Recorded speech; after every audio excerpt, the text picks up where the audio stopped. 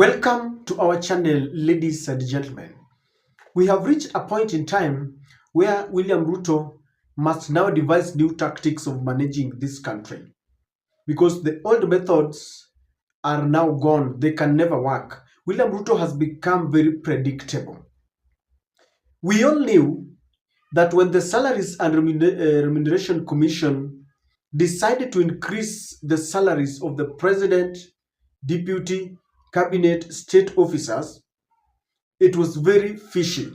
The timing was really very suspicious because this was happening at a time when William Ruto had been cornered by the Gen Z and he had surrendered. He succumbed to the pressure and recalled the Finance Bill 2023.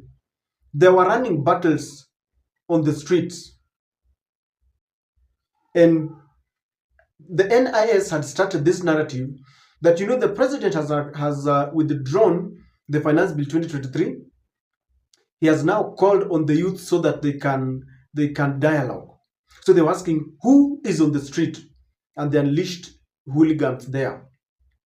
Now, in the middle of all this, when the elephant in the room was the Finance Bill 2023, it was not adding up that the Salaries and Remuneration Commission was coming to tell us that their salaries, including the president and the deputy, had been increased.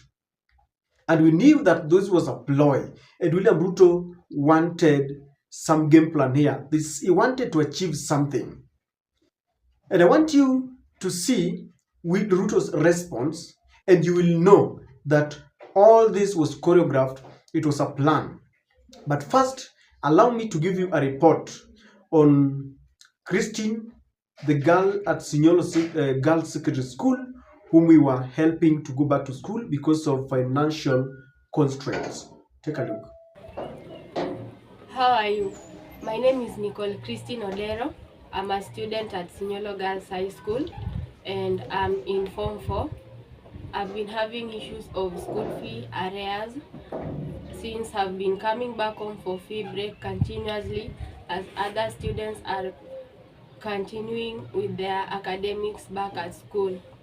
This has really thwarted my performance from being better, and I would like to achieve my goals by having better grades in my KCSE exams.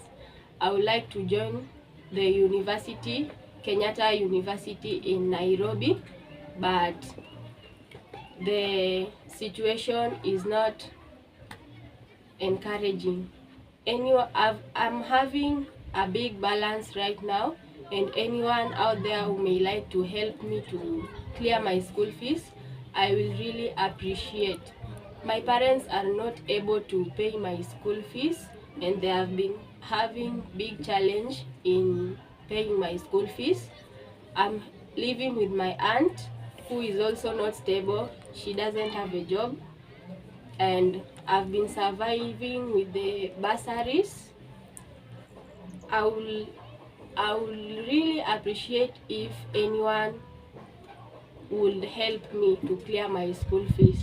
May God bless you. Thank you. Now, very briefly, yesterday when we aired this story, we had a fee balance of 47,000 Kenya shillings. As of today, I have 38,300. That means we are remaining with 8,700 as our balance. 20,000 is in school account, and I have got the remaining. So if you're willing to help us clear that balance, I'll really appreciate, ladies and gentlemen. We are handing over this money on Friday. If you give us the whole of it, we'll appreciate. Even if I get that amount now, then we stop the contribution. Again, thank you very much for your sacrifice. We are at a very tough time economically, and those who sacrifice their hard and cash, may God bless you. So, ladies and gentlemen, this is William Ruto responding to the Salaries and Remuneration Commission. Kindly take a look. Told SRC there is an internationally accepted, it's called compression formula. Until they come back to me to tell me we meet that threshold, hii salaries yetu itangojea until we are all living the same. I have also instructed SRC that there are parastatals, there are universities where the vice chancellors and the MDs earn more than even the president. I want to know what those people, what they do. No, I mean, honestly, it is not possible that we have huko watu wanajiongezea mshahara kiholela. And because I've tried to interrogate some of the places where I am told somebody is earning 2 million. And I've tried, how did they end up earning 2 million? Oh, the vice chancellor was a friend of the chairman of the council. Or they were sijui, I don't know what. Hapana. Public money is public money. Now, I want you to notice something about that speech. Number one, William Ruto is admitting that he's got the powers to instruct the Salaries and Remuneration Commission on what to do. Because he's saying, I have instructed them. So number one, you must realize that this commission is never independent. Knowing that William Ruto has got the powers to instruct and direct them on what to do, I want to ask you a question.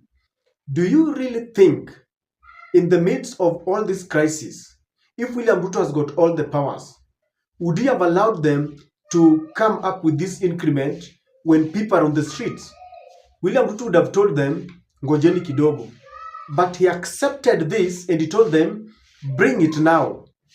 So the game plan was very simple. Bring it on, let people start complaining, let people say, why do you want to increase the salaries of William Ruto and deputy and the cabinet to Mekata? And then William Ruto would emerge as the hero here. He would come and say, no, you cannot increase our salaries at a time when Kenyans are grappling with economic challenges. And that is exactly what he did. Already at the Senate, he had instructed members of Kenya Kwanza to go and reject it. So they wanted to come up as heroes.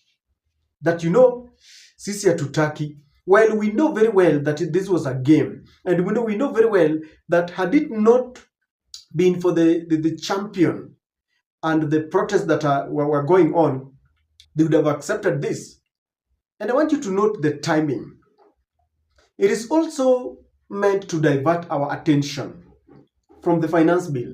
You see, the real elephant in the room here is the finance bill. So it is supposed to let us start now talking about, oh, William Ruto is now a good man, so that we don't really measure on this finance bill. It is also meant to, look at William Ruto as a man who's implementing the bottom up. He's saying, we cannot increase the salaries of the people what are the apex of the economic pyramid. We want to look at the people at the bottom. And in the end, he wants the Gen Zs to look at him and say, yeah, he's now listening to us. He withdrew the finance bill 2024. He has called us for dialogue. Now he has rejected this. So they will look at him and say, you see, our president is a caring president. And you will see people like Dennis Itumbi. Just go to social media now, Twitter. You will see them saying, that is our president, listening to the nation. And now we will shift the blame to who? The Salaries and Remuneration Commission. That Ruto is not bad. You see, such kind of things. And that is the narrative that they are trying to create. But it is too little, too late. We know that they have been forced. We know it was a game. If people had kept quiet, they would pick it up and say, yeah, let us have our salaries. And ladies and gentlemen, we knew all along that this would happen. In fact, by yesterday, people were telling me, Achanto, just wait tomorrow. William Ruto is going to reject this to take what? To take the political mileage.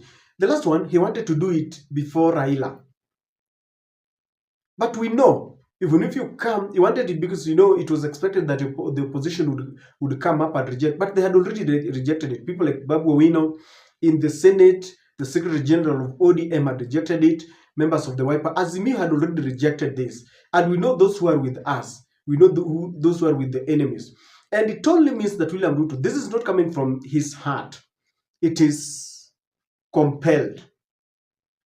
If people had been quiet, they would go ahead and accept the salaries. So we know the con game, ladies and gentlemen. And as I told you, William Ruto is very predictable in whatever he does.